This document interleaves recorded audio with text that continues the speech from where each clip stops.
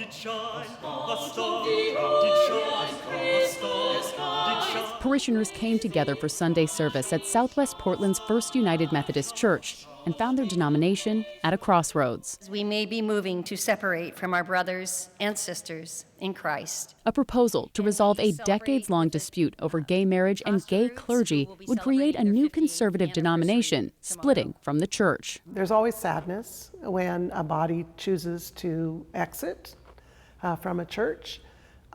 Personally, I'm not convinced it will be a large body exiting. The topic is under a spotlight worldwide. Here is no exception. LGBTQIAP+. Dear God, we keep adding letters and losing churches.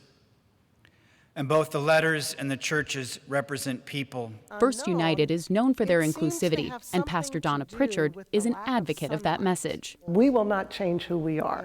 I have been saying that, and the congregation has been affirming that all along, that we will continue to be open to all persons. Now, this is not a new issue for the United Methodist Church. Members of the 13 million person denomination have been at odds for years, and the rift over LGBTQ inclusion grew even wider in February 2019. The church rejected a move to ease the faith's ban on same-sex marriage and LGBTQ clergy.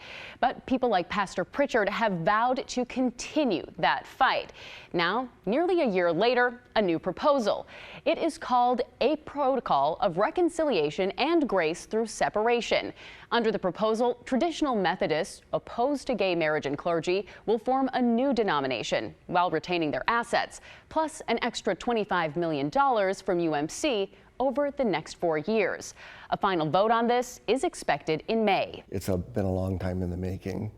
I've lived my entire life for this unrest, this unease in the United Methodist Church. Paul Nickel is a third-generation member of the United Methodist Church.